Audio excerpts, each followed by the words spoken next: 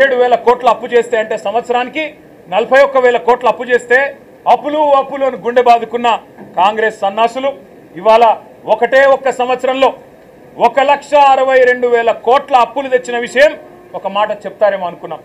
సరే, కేసీఆర్ ప్రభుత్వం కొత్తగా ఏర్పడ్డ తెలంగాణకు ఒక బలమైన పునాది వేయాలని బ్రహ్మాండమైన పథకాలు రైతులకు వ్యవసాయానికి మాత్రమే 10 ఏళ్లలో కేసీఆర్ ప్రభుత్వం ఖర్చు పెట్టింది దాదాపు 4.5 లక్షల కోట్లు.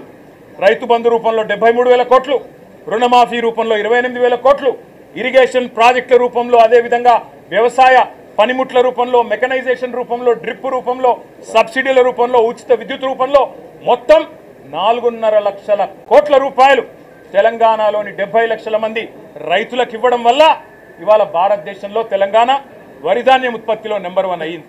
కానీ ఇవాళ గవర్నర్ గారి ప్రసంగంలో ఏం చెప్పుకుంటున్నారు? భారతదేశంలోనట రేవంత్ రెడ్డి ఉద్దారకం వల్ల తెలంగాణ నెంబర్ 1 అయిందట వరిధాన్యం ఉత్పత్తిలో. ఏది సంవత్సరం 14 నెలల్లో నువ్వు పంటలు ఎండబెట్టడం వల్ల, రైతు బంధు ఇవ్వకపోవడం వల్ల, కరెంటు అస్తవ్యస్తం చేయడం వల్ల, రైతుల ఆత్మహత్యల వల్ల వరిధాన్యం ఉత్పత్తి పెరిగిందా? సిగ్గన్నా ఉండాలి మాట్లాడడానికి, ప్రభుత్వానికి కనీసం సోయన్నా ఉండాలి. ఇవాళ లక్షల ఎకరాల్లో పంటలు ఎండిపోతుంటే కనీసం ఓదార్చడానికి ఒక మంత్రి దిక్కులేడు, కనీసం ఒక కాంగ్రెస్ ఎమ్మెల్యే లేడు. ఊళ్ళల్లో పోతే కాంగ్రెస్ ఎమ్మెల్యేని తరిమి కొడుతున్నారు. ఏది రైతు బంధు, ఏది రుణమాఫీ, ఎక్కడ దచ్చిండ్రు మీరంతా అని చెప్పి ఊళ్ళల్లో ఇవాళ తరిమి కొడుతున్న పరిస్థితులను దాచిపెట్టే ప్రయత్నం గవర్నర్ గారి ప్రసంగం ద్వారా చేసిన మాట. 1,50,000 కోట్లు, 1,62,000 కోట్లు అప్పు చేసి ఒక్కటంటే ఒక్కటి కూడా పథకాన్ని ప్రారంభించని ఒక అసమర్థ ప్రభుత్వం రేవంత్ రెడ్డి ప్రభుత్వం. కేవలం కుంభకోణాలు, 20% కమిషన్లు, 30% ల్యాండ్ డీల్స్. నా మాట కాదు, కాంగ్రెస్ ఎమ్మెల్యేలు చెప్తా ఉన్నారు 30% కమిషన్ ఇస్తేనే మా మంత్రులు పనిచేస్తారు, 20% కమిషన్ ఇస్తేనే బిల్లులు వస్తాయి అని ఇవాళ స్వయంగా కాంగ్రెస్ ఎమ్మెల్యేల నోటంబడ వస్తున్న మాటలు, కాంట్రాక్టర్లు సెక్రటేరియట్లో ధర్నాలు చేస్తున్న పరిస్థితి. ఈ దుస్థితి గురించి గవర్నర్ గారు ఏమన్నా చెబుతారేమో. అవినీతి రహితంగా ప్రభుత్వాన్ని నడిపే ప్రయత్నం చేస్తాము. ఢిల్లీకి మూటలు పంపేదానిలో బిజీగా ఉన్నా, పదవులు కాపాడుకోవడం కోసం ఢిల్లీకి మూటలు తప్పకపోయినా కనీసం ఇకనైనా సర్దుకుంటాము, సరి చేసుకుంటామని ఒక్క మాట చెప్తారేమో అనుకున్నాం. దాని ప్రస్తావన లేదు.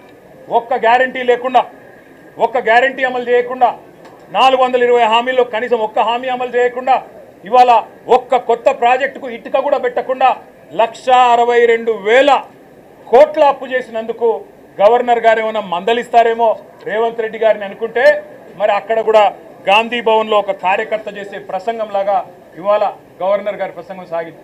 ఒక మాటలో చెప్పాలంటే తెలంగాణలో మా పిల్లలకు అర్థమైంది నేను చెప్తే. ఈరోజు నిజానికి తెలంగాణలో ఉన్న పరిస్థితికి సావుడప్పు కొట్టాలి, కానీ పెళ్లిలో డీజే కొడతారు చూడు, ఆ డీజే కొట్టినట్టు ఈ ప్రసంగం డబ్బా కొడుతూ గవర్నర్ గారు ఇవాళ రేవంత్ రెడ్డి ప్రభుత్వం ఏదో ఉద్ధరించింది. ఏం ఉద్ధరించింది? ఎవరిని ఉద్ధరించింది? నేను ఒక్క మాట అడుగుతా ఉన్నా. దావోస్లో 1,79,000 కోట్ల ఇన్వెస్ట్మెంట్లు అని గవర్నర్ గారు నోటంబడ మళ్ళొక్కసారి పచ్చి అబద్ధం చెప్పించారు. పోయిన సంవత్సరం మీరు చెప్పిన 40,000 కోట్లలో 40 పైసలు వచ్చినాయా? దమ్ముంటే రేపు ప్రభుత్వం శ్వేతపత్రం ప్రవేశపెట్టాలని చెప్పి మేము డిమాండ్ చేస్తూ ఉన్నాం బడ్జెట్ సమావేశాల్లో. పోయిన సంవత్సరం జనవరి 2024లో మీరు చెప్పిన 40,000 కోట్ల పెట్టుబడులు దావోస్ నుంచి 40 పైసలన్నా వచ్చినాయా? దమ్ముంటే, ముఖ్యమంత్రికి చిత్తశుద్ధి ఉంటే ప్రవేశపెట్టండి శ్వేతపత్రం. మీ అన్నదమ్ములతో మీరు కుదుర్చుకున్న కాంట్రాక్టులు కాదు. స్వచ్ఛ బయో అనే కంపెనీ పెట్టి అనుముల జగదీష్ రెడ్డి అని రేవంత్ రెడ్డి గారి సోదరుడే 1000 కోట్ల పెట్టుబడి పెడుతున్నట్టు బిల్డప్లు ఇవ్వడం కాదు ఇవాళ పెట్టుబడులు తేవడం అంటే. ఇవాళ తెలంగాణ నుంచి పెట్టుబడులు తరలిపోతున్నాయి, ఇది వాస్తవం. కేయిన్స్ అనే సంస్థ మేమానాడు కష్టపడి మైసూరు నుంచి పట్టుకొస్తే 3,700 కోట్ల పెట్టుబడి ఇవాళ సెమీ కండక్టర్ పరిశ్రమ గుజరాత్కు తరలిపోయింది, దొలేరాలో పెట్టుబడి పెట్టింది. కార్నింగ్ అనే పరిశ్రమ 1000 కోట్ల పరిశ్రమ మేమానాడు పట్టుకొస్తే ఈరోజు తమిళనాడుకు పోయింది, ఆ పరిశ్రమ చెన్నైలో పెడతా ఉన్నారు.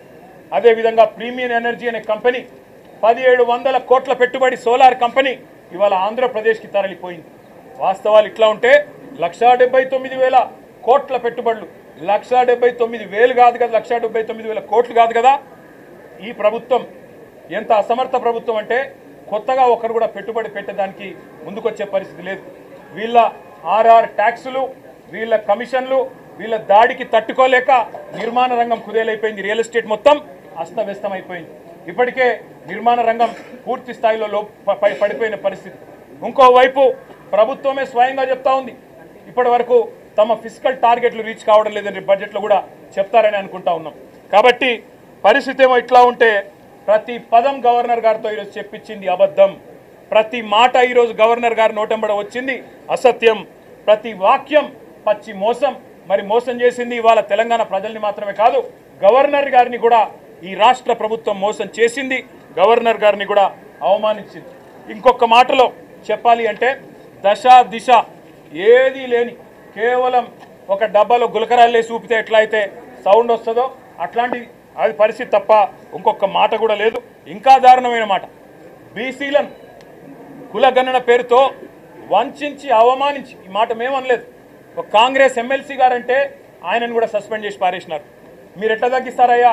కేసీఆర్ గారి ప్రభుత్వం ఉన్నప్పుడు సమగ్ర కుటుంబ సర్వేలో ఆనాడు 56% ఉన్న బీసీలు ఈరోజు 46 ఎట్లయితారని చెప్పి ఒక ఎమ్మెల్సీ గారు అడిగితే ఆయనను తీసుకుపోయి పార్టీలను సస్పెండ్ చేస్తారు. ఇవాళ మేమనడం కాదు కదా, రాష్ట్రంలో ఒక్క బీసీ సంక్షేమ సంఘం మీ లెక్కలు కరెక్ట్ అంటుందా? ఒక్క బీసీ బిడ్డ మీ లెక్కతో ఏకీభవిస్తున్నాడా?